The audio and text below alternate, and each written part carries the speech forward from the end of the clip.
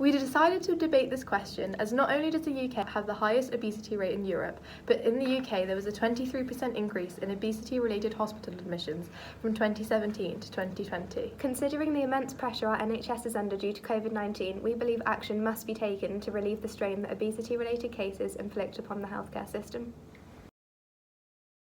An Ofsted study revealed a quarter of children entering primary are obese, and this number rises to a third by year 6. Schools can encourage healthy eating and teach about the body in PE, PSHE and food tech. In primary schools, providing free school meals did help to reduce weight as the lunches are regulated. Schools can also provide extracurriculars to increase exercise, but a quarter of parents said they either couldn't afford the extra clubs or couldn't get their children there. With the already immense strain on teachers, there is a risk that we will lose focus on education whilst not helping the problem, and when 1 in 5 secondary students has exhibited signs of disordered eating, is so much focus on diet responsible in an already pressured environment? Whilst there is no doubt that schools can help reduce obesity rates, it is not their sole responsibility, and it will not happen unless supported by the government and adults at home. Parents have a large role to play in a healthy children's lifestyle.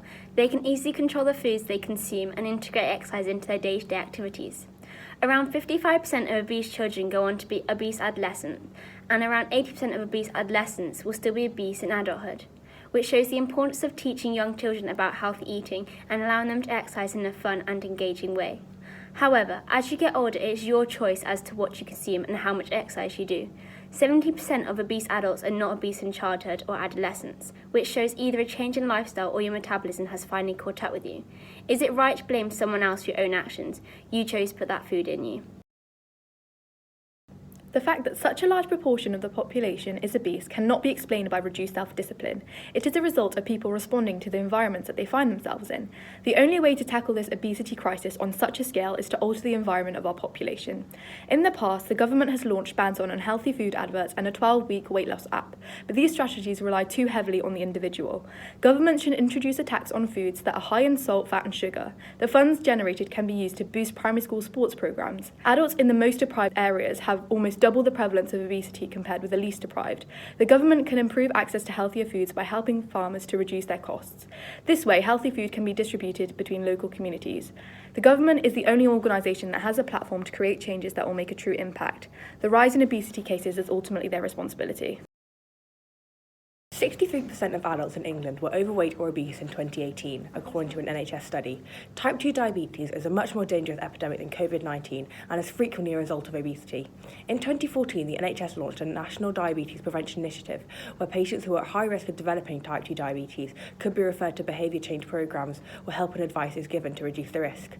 Although support can be given, ultimately individuals choose to engage with these programmes as healthcare professionals cannot enforce cooperation. The NHS is already overwhelmed by health problems caused by the nation's obesity, and with the current funding, the NHS does not have the capacity to further invest in preventing obesity on a national level. Instead, this should be tackled by local and national governments, schools and individuals.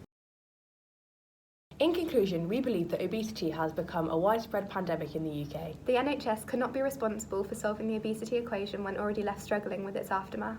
Although schools and parents can help to tackle obesity in children by promoting exercise and healthy eating, it is ultimately the responsibility of the government to enforce sugar taxes, reduce the costs of healthy foods, making them more desirable. Schools are vital in the role of preventing obesity and in cultivating healthier generations, but without financial support from the government, this is an unattainable goal. After all, a national pandemic must be addressed on a national level.